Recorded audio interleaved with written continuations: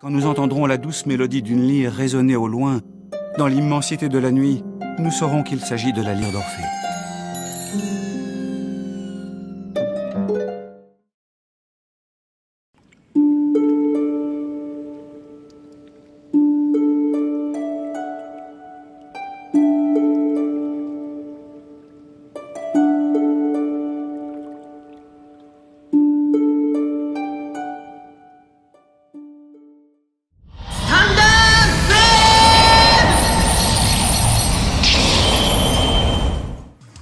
Et salut tout le monde, bienvenue sur ma chaîne YouTube, la collection d'Orpheus. Avant toute chose, je tiens à remercier tous ceux qui me suivent et tous ceux qui se sont abonnés à ma chaîne. Sans vous, cette chaîne n'aurait pas lieu d'être.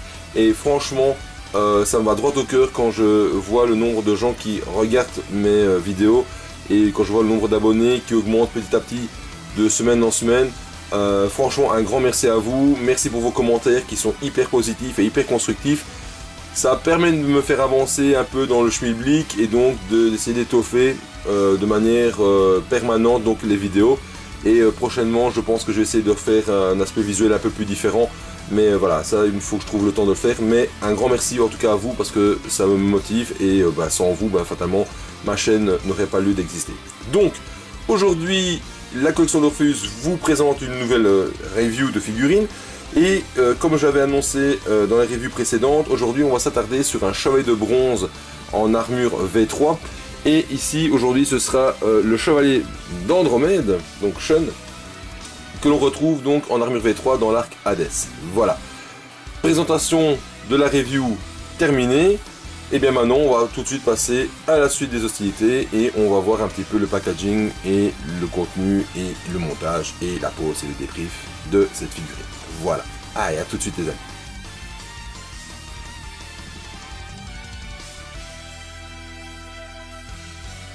Que nous propose donc alors cette figurine au niveau du packaging? Et bien tout d'abord on a affaire ici à une boîte de type Miklos classique en volet. C'est une représentation de la figurine montée en armure qui est en avant-plan, comme toutes les V3 qui ont été faites. En arrière-plan, on retrouve une illustration tirée de l'animé de Shun et dans le fond, on retrouve donc les étoiles avec deux colonnes, une de part et d'autre du cadre.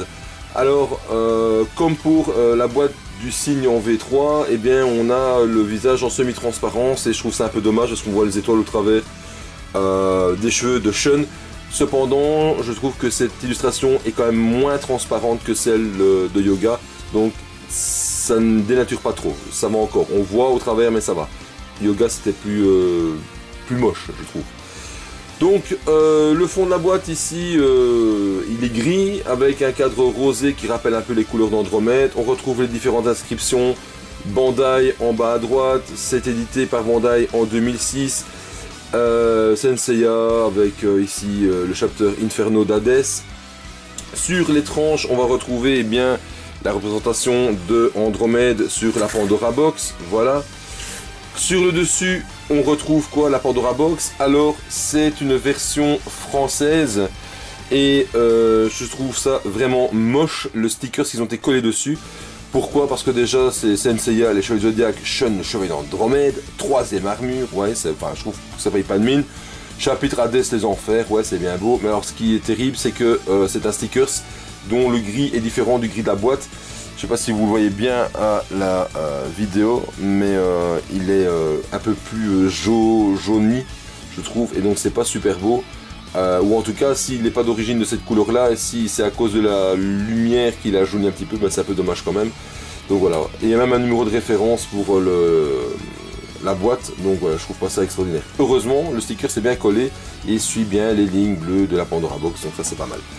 Tant que j'y suis, en dessous, voilà, version française avec différentes écritures en anglais, espagnol, etc. La norme CE, AB distribution, voilà, les Senseiya, les Chevaliers Zodiac, version française, Bandai Europe.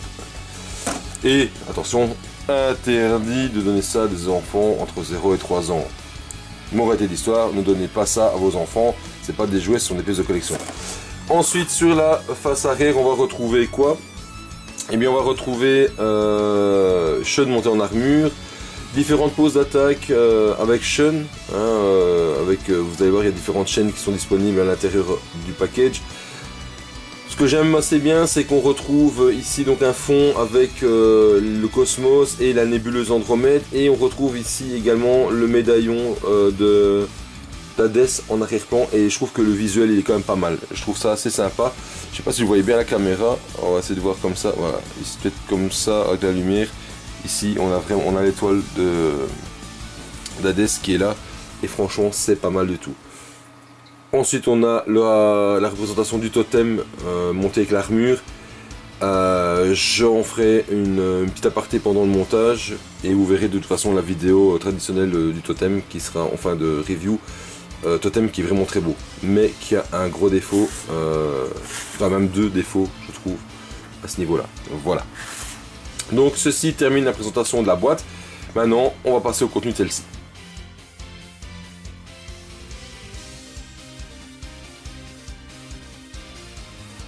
Alors, qui dit édition française dit dans le packaging, enfin dans le packaging, dans le contenu de la boîte, deux notices, celle en japonais, la traditionnelle, hein, en couleur gris avec l'encart rosé qui rappelle Andromède avec les différentes écritures Sensia, etc. L'intérieur toujours de la même manière avec les pièces bleues et blanches, ouais, sur un fond un peu marbré comme ça. Et ensuite, de l'autre côté, représentation de Shun en armure, le totem, une illustration de Shun tirée d'animé et les différentes figurines disponibles à l'époque. Voilà. Belle notice, comme toutes les notices originales. Et alors les notices vraiment inutiles, enfin, à mon goût c'est inutile, c'est les notices en français. Voilà, de Shun. C'est exactement la même notice que le reste. Et honnêtement, ça paraît vraiment une grosse plus-value étant donné que c'est une copie conforme de ce qu'il y a dans la japonaise. Voilà. Donc ça c'est la version française ici c'est la version néerlandaise. Shun de Bronzen Rider van l'Andromède. Clin d'œil à mon ami David de Crick qui doit sûrement se marrer quand il voit ce genre de notices en français et en néerlandais. On n'a pas besoin de ça pour pouvoir monter un dessin en japonais sur une notice en japonais suffit amplement. Mais bon, je dis clin d'œil à toi David et au collectionneur que tu es. Alors, ensuite, on va retrouver ici, et j'ai d'abord poussé ça sur le côté pour avoir bien de la place, on retrouve non pas un, mais trois blisters. Alors, le premier blister va reprendre donc Shun, donc la figurine de Shun, avec les différentes pièces d'armure qui sont les épaulettes, les deux brassières, les cuissardes, et les genouillères avec les jambières. D'accord, on retrouve tout ça dans le premier blister. On a comme bonus, comme c'est une armure V3, deux casques. Donc on a le casque ici V3 et on a le casque V2 qui est disponible pour pouvoir monter l'armure V2 sur le personnage V3. Voilà. Deuxième blister, on retrouve le reste de l'armure qui est donc le totem avec le buste et le plastron, le ceinturon, les différentes paires de mains. Donc ici on a une paire de mains point fermé sur le personnage, une paire de mains aussi ici point fermé avec le pouce qui est un peu placé différemment. On a les mains ouvertes, on a une main en pronation, une paire de mains en pronation, et encore une main ici avec une main plus ouverte. Voilà. On a quand même 5 paires de mains, donc c'est quand même pas mal au niveau des paires de mains. On a une deuxième paire de brassières sur laquelle est attachée la chaîne. Ouais. Et on a également pour le totem ici les deux parties qui viennent se fixer sur le côté du totem et qui viennent se passer au-dessus du buste pour faire la poitrine du totem. Et oui, parce que la poitrine n'est pas présente sur l'armure, elle est présente sur le totem. Donc ça c'est un peu dommage d'ailleurs je trouve, parce que pour avoir une armure sans poitrine, pourquoi avoir fait une poitrine sur le totem? Je trouve que ça aurait été intéressant d'avoir l'armure avec la poitrine dans les deux cas. Ça aurait été plus représentatif du personnage. Donc ça aurait peut-être été pas mal de le faire. Enfin voilà, c'est une question de goût, hein. Je trouve que ça aurait été sympa de le faire. En tout cas de l'avoir créé comme ça dès le départ. C'est ça que je veux dire, de l'avoir créé comme ça dès le départ. Pas d'avoir pondu après en mi-close pour faire plaisir aux gens, mais que dès le départ dans le manga, ça soit pondu ainsi. Donc voilà, totem qui est super beau à monter d'ailleurs. Et alors, hop, troisième blister qu'on va retrouver, c'est le blister qui va reprendre, et je vais voir si je sais, on décaler ça sur le côté, un peu plus, je vais même pousser ça un peu plus par là, voilà. Hop, le blister ici, voilà, au milieu, qui reprend, oups, voilà, qui reprend donc le socle du totem qui est super beau. Je sais pas si vous voyez vraiment bien, mais il est vraiment magnifique. Donc en fait c'est un support de totem qui est en plastique mais vraiment très lourd, qui est pas, je trouve, hyper rigide. On sent qu'il y a quand même une petite mollesse dans le plastique et c'est vraiment pas mal au niveau de la sensation. Donc en fait ça représente la nébuleuse d'Andromède dans laquelle une chaîne est représentée. Donc on a la chaîne avec la partie d'attaque et la partie défense. Et on a un crochet de chaque côté, d'accord? Crochet qui sert à quoi? Eh bien qui sert à mettre ici donc les parties latérales qui s'accrochent au totem, qui pour moi est un bémol. Pourquoi? Parce que la couleur n'est pas du tout argentée, c'est couleur gris plastique, c'est moche. Et donc du coup, quand on l'accroche sur le totem, eh bien c'est pas beau du tout. Ça dénature complètement avec le reste de l'armure et de la chaîne qui est représentée ici, vu qu'elle est argentée. Donc c'est vraiment pas beau. Idem, on a la chaîne ici pour faire la protection avec la chaîne donc autour d'Andromède. C'est pareil, elle est dans une couleur gris, ouais, gris plastoc. Enfin, c'est vraiment pas beau non plus. Donc c'est bien, ça existe. Mais voilà, c'est pas top quoi, c'est pas top. Et c'est quelque chose qui existe déjà sur, en tout cas celle-ci, donc sur la version CS modèle, donc qui est une marque alternative, qui elle, on aurait pu excuser le fait qu'elle soit aussi gris plastique, mais ici ils auraient pu la faire en argenté, ça coûtait pas bonbon, surtout que, comme vous pouvez le voir, à côté, on a la chaîne d'attaque qui elle a été peinte. Voilà, alors ouais, je trouve que là, ce coup-là, Bandai, ça leur aurait rien coûté de peindre tout en une fois, toutes les pièces, et puis c'était tranquille, ils auraient eu un plus beau rendu. Voilà. Ça, c'est gros point négatif pour les petits bonus au niveau des chaînes, parce que voilà, à part celle-ci qui est peinte et qui donne un style, et qui existe aussi en marque alternative, là, il y a la même pièce, a été refaite. Voilà, le reste pour le totem, c'est dommage. Vous allez voir sur la vidéo du totem, j'ai monté tout à fait autre chose. Pourquoi? Parce que le totem, à la base, il est prévu de monter l'armure avec les brassières sans les chaînes, et de placer ces parties de chaîne plastique sur les bras et redescendre sur les crochets. Moi, je ne l'ai pas fait, j'ai mis directement les brassières avec la chaîne et j'ai ramené la chaîne sur le socle. Voilà. Ça fait un peu plus fourni au niveau de la chaîne. C'est vrai que si on regarde vraiment le détail, on se dit bah oui, fatalement il y a deux chaînes d'attaque, deux chaînes de défense, mais en attendant, je trouve ça quand même esthétiquement plus beau pour faire un totem que ces trucs en plastique qui au final ne ressemblent à rien du tout. Donc là c'est un gros point négatif pour le totem, en tout cas au niveau des chaînes qui sont disponibles. Voilà, ceci donc termine le contenu de la boîte. Je vais ouvrir le blister en vitesse et puis on attaque tout de suite le montage. Allez, à tout de suite.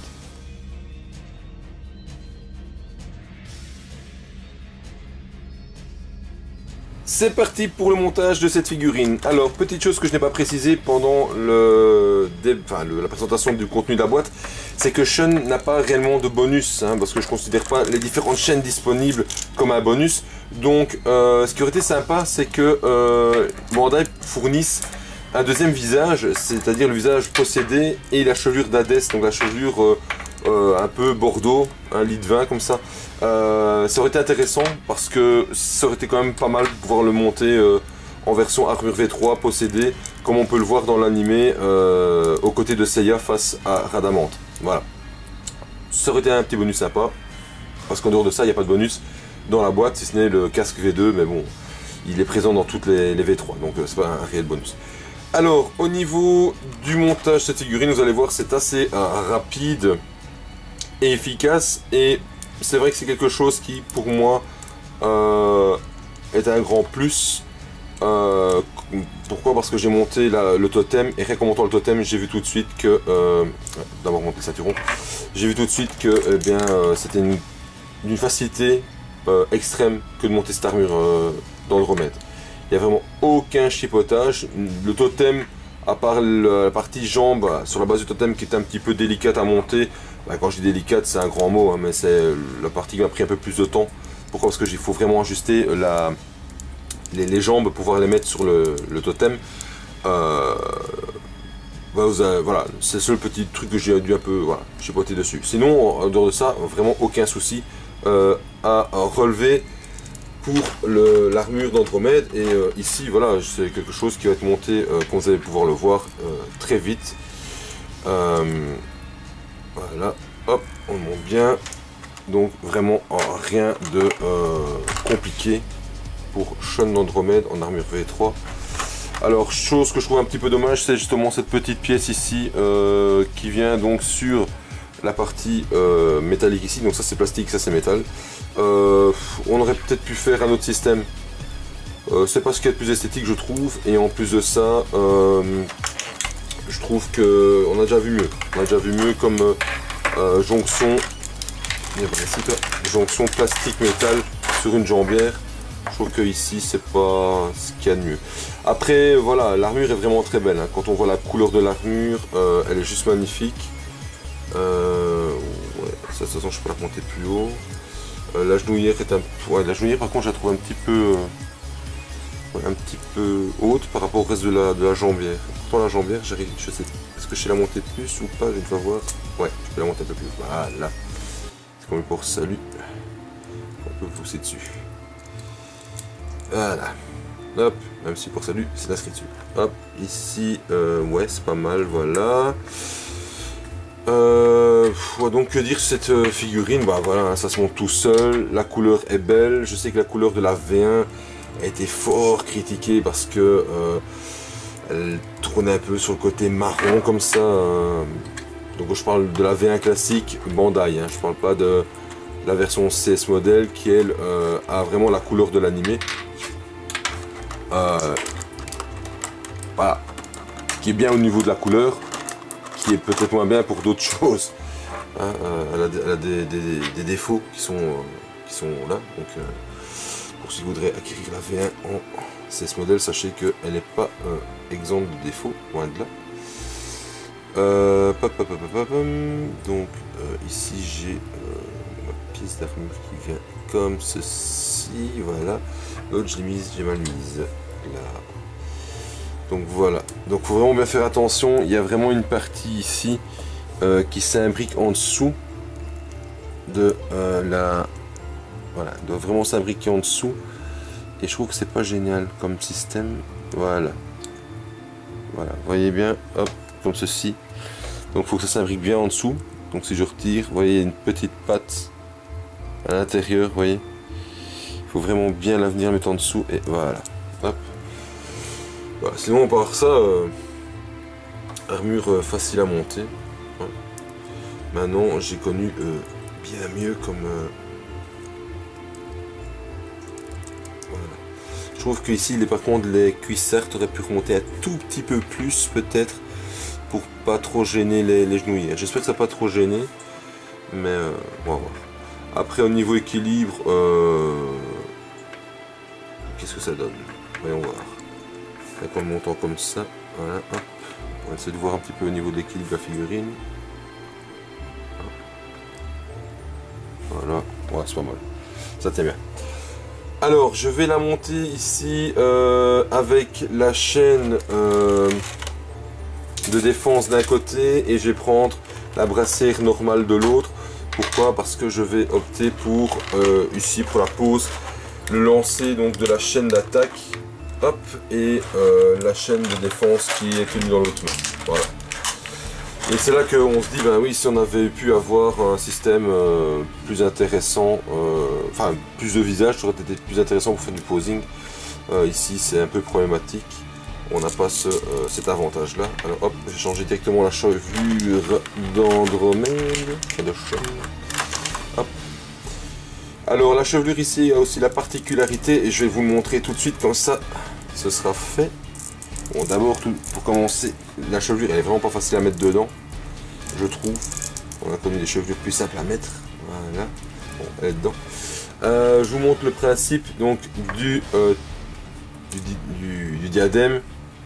Donc vous avez la tête de Sean qui est ici. Et en fait, votre diadème vient se glisser dedans. Ici, hop, tout simplement. Et ensuite, on le glisse jusqu'au moment où on arrive pile poil dans son emplacement.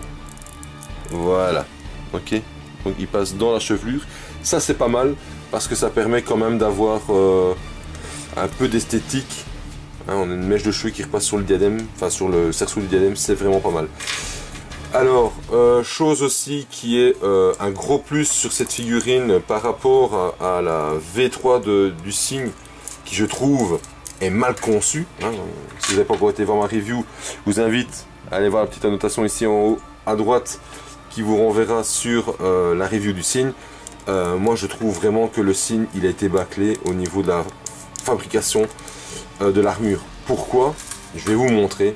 L'exécution d'Aurore, rappelez-vous, si vous avez été voir ma review, elle est hyper difficile à réaliser avec l'épaulette. Et alors que ici on a un système d'épaulette qui fait quoi? Qui vient se fixer où? Et bien tout simplement ici sur l'épaule, sur la partie de l'articulation ici. Et donc du coup, en faisant ce système qui vient se clipser tout seul comme un grand, voilà, hop, elle est dessus. Et si j'avais voulu faire l'exécution d'Aurore avec Yoga, et bien voilà, j'aurais pu arriver à mettre ses mains au-dessus de sa tête tout simplement en gardant l'épaulette dans la lignée. Voilà. C'est aussi simple que ça. Et non, Bandai il a pas fait sur cette figurine là. Alors, est-ce que le signe est sorti après, en même temps ou avant? J'en sais rien. C'est bien, ils l'ont pensé pour Sean. Franchement, ça c'est un gros plus parce qu'au niveau posing, quand même, ça aide vachement d'avoir un système comme ça pour les accroches des bras. Voilà. Je trouve que c'est un système qu'ils auraient dû penser sur le V3 du signe parce que lui, il a vraiment cette pose de l'exécution de l'aurore qui est présente au niveau du personnage et qui est difficilement réalisable avec les deux bras joints et les mains jointes au-dessus de la tête. Franchement, voilà. Donc, il a été pondu sur Sean. C'est très bien, il aurait dû être fait sur le signe, parce que c'est là qu'il aurait eu réellement une plus-value au niveau du système d'accroche de l'épaulette. Voilà. Et voilà, tout ça pour dire quoi? Ben voilà, que le montage il est fini. Super simple à monter, rien de compliqué. J'ai déjà préparé ma chaîne d'attaque qui va être mise sur le bras droit. Petite chose sur le totem en vitesse, je vais prendre une des pièces ici pour vous montrer. Donc comme je disais, en fait pour le totem, ce qui est assez spécial et ce que je trouve dommage que ça n'ait pas été fait, donc cette pièce-ci en fait va venir se fixer ici sur le côté, d'accord, dans voilà, hop, et l'encoche qui est ici, elle vient se fixer comme ceci dans l'encoche et en fait elle revient comme ceci vers l'avant. Vous voyez, donc je vais la fixer pour vous montrer. Alors, hop, comme ceci, voilà. Et donc on a ceci. Évidemment, entre les deux, il y a le plastron. Et dessus vient se fixer les genouillères. Et ça forme la poitrine du totem. C'est dommage qu'il ait fallu inventer ce genre de système pour faire la poitrine du totem. Pourquoi est-ce qu'on n'a pas fait une poitrine plus en volume au niveau du buste? Ça aurait rien dénaturé au personnage. De toute façon, Sean est toujours tout dit gentil, il est même très androgyne au niveau de son aspect, donc voilà.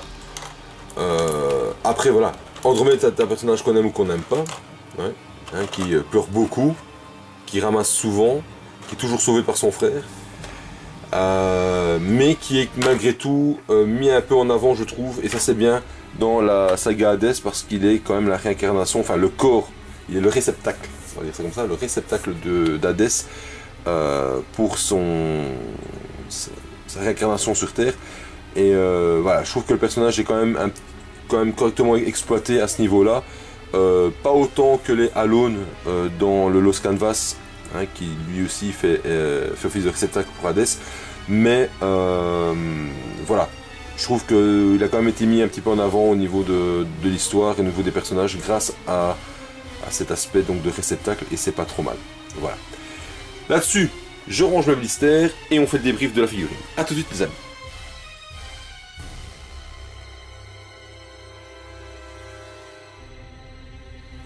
Voilà, on se retrouve donc pour le posing et le débrief de cette figurine.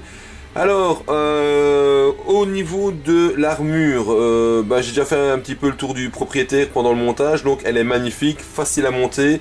La couleur rose foncé qui se rapproche fort du rouge cerise est vraiment très très beau, très très beau.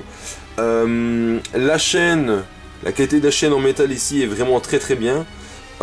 Par contre, je trouve qu'au niveau de la couleur entre la chaîne d'attaque ici que j'ai utilisé donc pour faire le lancer de la chaîne, je trouve qu'il est un petit peu différent quand même au niveau de la couleur. Je dirais qu'il est un petit peu jauni. Ouais, il est un peu plus jauni au niveau de la couleur. Voilà. Je trouve qu'au niveau de la mise en place de la chaîne d'attaque ici, c'est ouais, c'est limite aussi. C'est pas super génial à poser. Bon, voilà, maintenant ça mérite d'exister pour faire du posing. Cependant, si je fais une pose d'attaque comme ça avec un visage neutre, franchement, Sean, il est pas très impressionnant. Et si je suis son ennemi en face de lui, franchement, il m'impressionne pas. Donc, je n'aurai que pour moi que l'envie de lui mettre une claque. Donc, c'est dommage qu'on n'ait pas d'autres visages pour pouvoir faire justement du posing avec. Ça, c'est vraiment le gros bémol au niveau de la figurine. Au niveau de la chevelure, bon, c'est correct. Hein, là, du volume, bon, au niveau finition, c'est pas extraordinaire non plus, mais c'est quand même correct. Le système des épaulettes, c'est génial. Là, franchement, génial. Au niveau du système du ceinturon, c'est génial aussi. Le système en pince, là, qui vient juste se fixer ici. Donc en dessous de la plaque de ceinturon qui fatalement ne bouge pas. Au niveau des jambières, je trouve que ce système de plastique métal c'est pas extraordinaire. J'aurais peut-être pu inventer un totem où il n'y avait pas besoin de scinder les deux pièces. Voilà, c'est comme ça. Maintenant, la différence de couleur entre les deux n'est pas non plus flagrante. On pourrait dire qu'elle est un petit peu plus claire au niveau de la partie plastique, mais c'est vraiment très léger, c'est pas ce qu'il y a de plus marquant. Les mains sont très bien faites, les chaînes sont bien faites, le totem, je l'ai dit, je vous l'ai montré, il est vraiment bien fait. Le système de la poitrine, c'est dommage que ça n'ait pas été fait dès le départ sur le personnage quand il a été inventé. Pas la Miklos, hein, mais le personnage dans le manga. Voilà. Après, que dire là-dessus? C'est une belle figurine, je trouve que c'est une des plus belles avec le Phénix. En V3 vient dans mon ordre chronologique après le dragon et puis Yoga en dernier avec Pégase. Au niveau bonus, il n'a rien et ça c'est vraiment aussi un bémol. Je pense que le visage possédé par Hadès et la chevelure, on va dire couleur bordeaux litvin, aurait été intéressante au moment où il changeait donc d'apparence. Ça aurait pu être pas mal de faire un posing dans un diorama.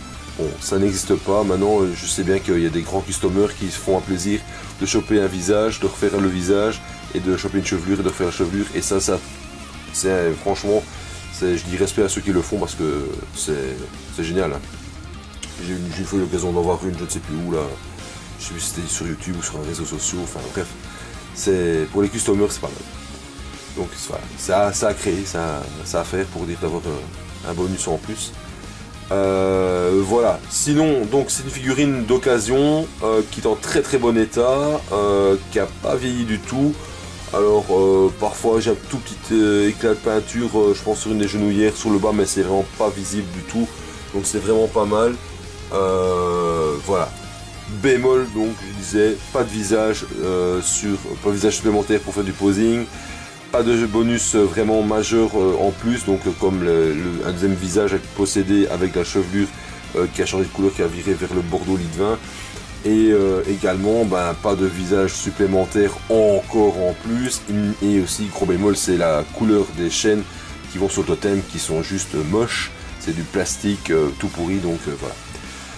Le posing, vous voyez, c'est pas très compliqué à faire.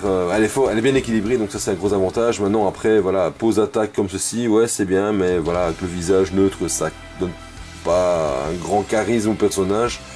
Et vous allez voir quand je recevrai mon Andromède V3EX, vous allez voir que dedans il y a un peu plus de choses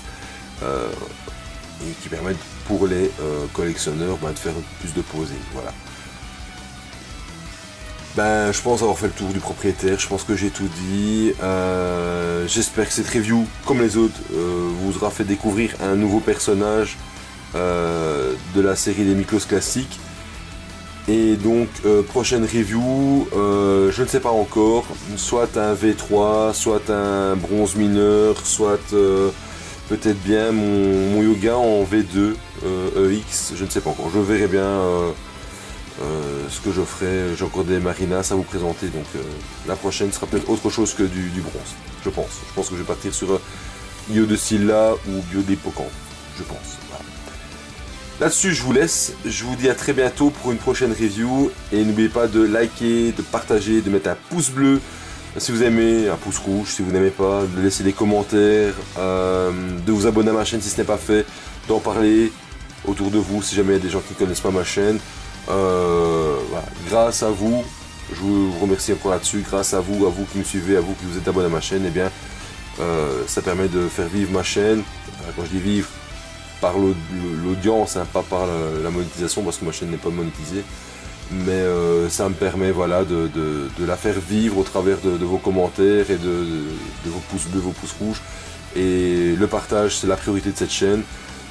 Partage entre collectionneurs, entre passionnés, avec le partage de connaissances, hein. Donc je fais toujours les mêmes dédicaces, hein. Je pense à The CNS qui va nous faire prochainement la review de l'Andromède V3 en EX, donc il aura la primeur, lui ou Anthony Saga, peut-être un des deux qui va peut-être faire la review, je sais pas, mais je pense que ce sera The CNS qui la fera en premier, je pense.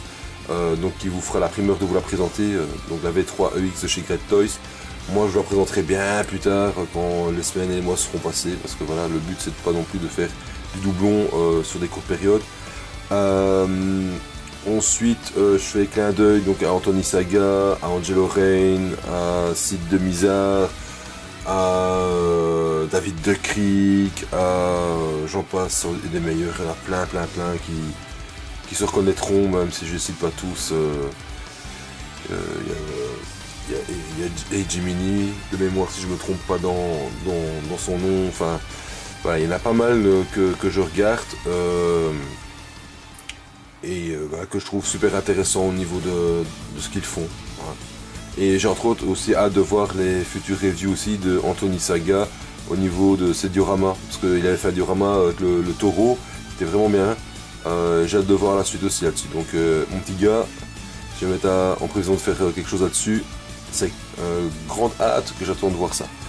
Voilà, là-dessus, ben, je vous dis au revoir pour de bon, pour aujourd'hui. Et je vous dis à très bientôt pour une nouvelle review de la collection Orpheus. Salut les amis, à bientôt, ciao.